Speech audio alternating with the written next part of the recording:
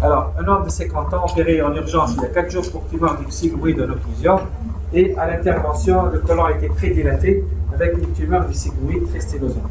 Il a été réalisé une résection du côlon sigmoïde et un rétablissement de la continuité par anastomose colorectale. Il présente depuis ce matin des douleurs abdominales, vomissements, arrêt de transit, fièvre d'infanterie. Bilan biologique en urgence montre blanc à 17 000, urée à 17. Quel diagnostic doit-on évoquer en premier chez ce patient? C'est un homme opéré il y a 4 jours d'un côlon en occlusion par une tumeur. Il a une colectomie, il a une résection du côlon sigmoïde et un rétablissement. Maintenant, il a un tableau douleur abdominale, vomissement, fièvre, syndrome occlusif. Donc, on appelle, c'est un péritonite post-opératoire. Dima, le diagnostic, c'est une péritonite post-opératoire. Ici, on peut ajouter par lâchage de suture. Probablement, il a des sutures. Donc, le diagnostic de la péritonite post-opératoire, en fait, on ne se base pas sur la clinique. C'est exactement, c'est un malade opéré pour une chirurgie colique en urgence, il a une résection anastomose et que la J4 commence à faire des problèmes. Il a mal, il est ballonné, il vomit, il a de la fièvre. Premier diagnostic, l'occlusion c'est dû à la péritonite. C'est une occlusion fonctionnelle. C'est une péritonite. Comment confirmer ce diagnostic? C'est le scanner, bien sûr, avec opacification, par la voie basse pour s'assurer qu'il y a une fistule anastomotique. Donc, TDM avec opacification aux hydrosolubles par voie basse. Quelles sont les étiologies les plus probables? Donc, on a ces malades qui ont une résection, c'est essentiellement les sutures à haut risque du fait de l'occlusion et la sepsicité du côlon. Donc, c'est le lâchage de suture. Celui qui l'a opéré, il a pris un risque de faire des sutures, c'est un côlon non préparé, un côlon dilaté, donc sans protection, sans préparation colique. Donc, moi il aurait pu faire autre chose pour éviter ça. C'était les principes du traitement. Ouais. Donc, ce sont des sutures digestives à risque, très haut risque du fait de l'occlusion, de la septicité du côlon et l'importante dilatation du côlon proximal. Opacification en l'air à la khater. L'anastomose, c'est les colorectales, là quand même. Quand tu fais un lâchage de la laine, tu opacifies qu'elle a un fuite de castrographie, c'est que c'est ça la cause. Pas obligatoire, mais si tu trouves sur le scalaire qu'il y a des changements, déjà, c'est un souci. Alors, les principes des traitements, péritonite post-opératoire généralisée par lâchage de suture. Perfusion, antibiotiques, réanimation, réintervention en urgence, toilette, et comme il y a des sutures qui ont lâché, qu'est-ce qu'on fait? On met à la fin. Donc, comme il y a une colorectale, intervention de. C'est la le recteur marsus. Ça que le recteur n'a pas l'eau. Donc, c'est un arc. Donc, réintervention entourée d'une réanimation périopératoire, toilette péritonienne, colostomie. Opération de arc. Au cours de la première intervention, un geste aurait pu être fait pour éviter cette évolution malheureuse. Alors, soit ce chirurgien aurait dû faire une colectomie totale iliorectale, soit il aurait fait une préparation colique sur table, soit il aurait protégé l'anastomose par une colostomie, soit qu'il aurait réséqué le côlon gauche et il ne fait pas de suture, il met à la opération de arc. Ok. Voilà, donc soit le geste est mal adapté à la situation, suture à risque, chirurgie colique, occlusion. Donc, quel autre geste? Il y a une question au cours de la première intervention. Pensez-vous que le geste réalisé est mal adapté à la situation?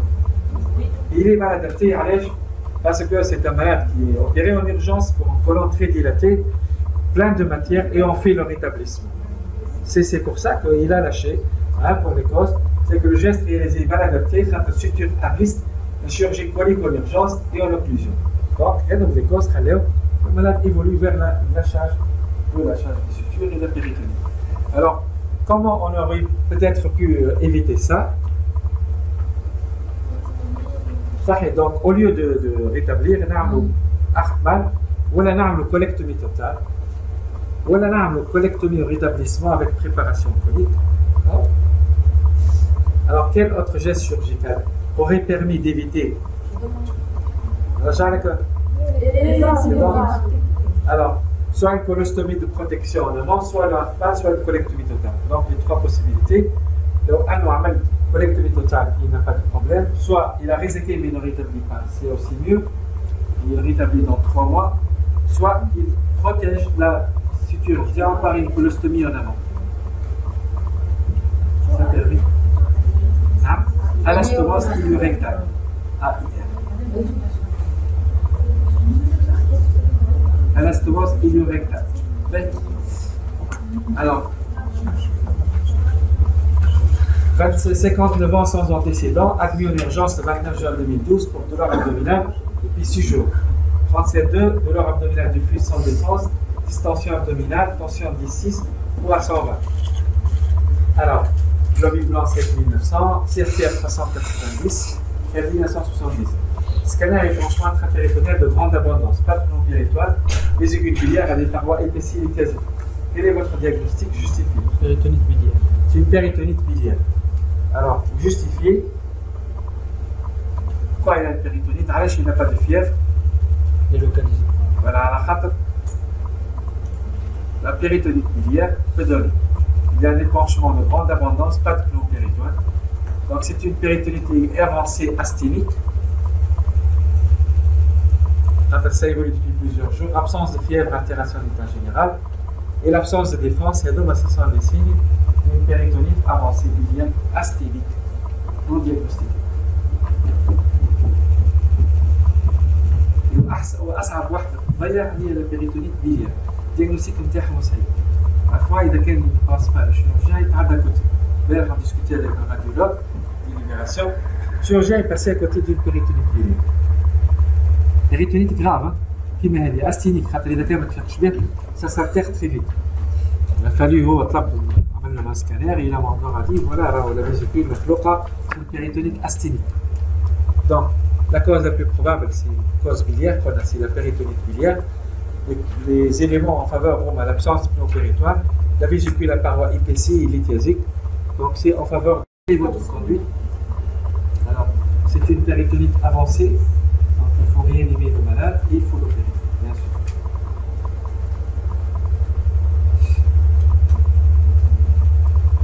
Le conduite thérapeutique. Donc, comme c'est une péritonite, c'est le traitement de toute péritonite. Et là, vous avez une lithiase compliquée qu'il faut enlever, donc une cholestectomie. Il faut faire une réanimation avant d'opérer avec une antibiothérapie. Il faut opérer en urgence, soit par laparotomie ou par cellio, faire une toilette péritonienne et enlever la vésicule.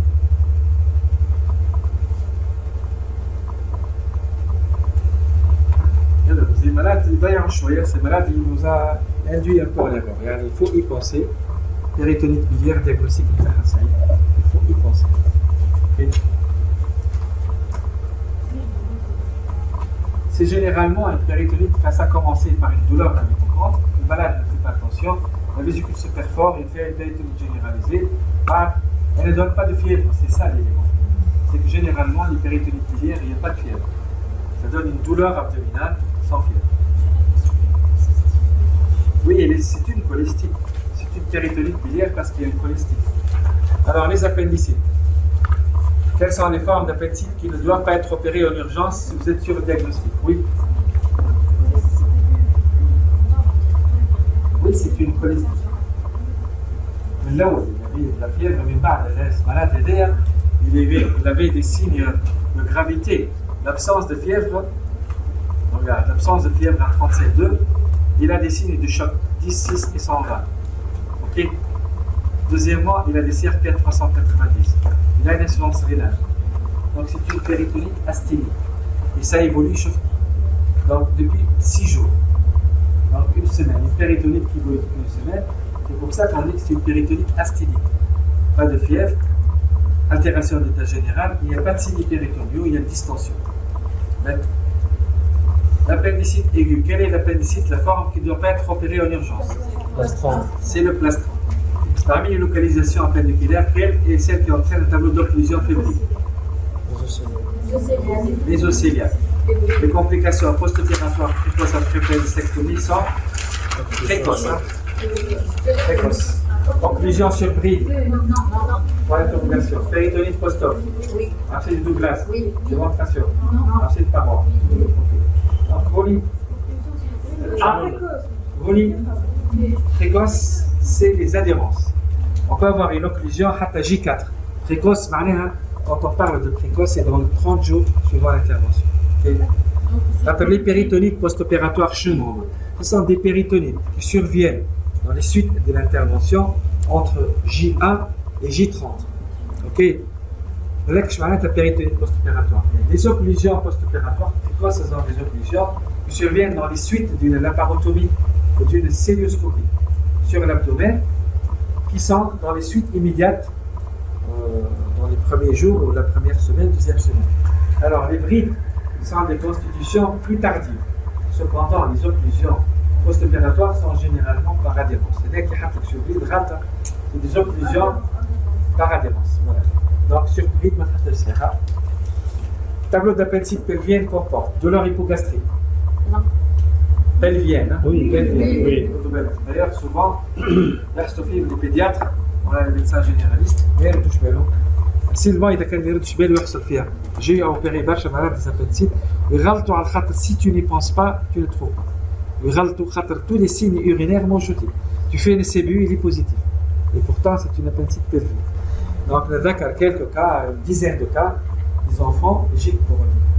Tableau de suppuration pelvienne, avec une douleur hypogastrique, des brûlures mictionnaires, des rétentions d'urine, et au toucher rectal, vous avez de la douleur, vous avez de la fièvre à 39-40. Donc, c'est une appendicite pelvienne. Elle associe douleur hypogastrique, brûlure mictionnaire, rétention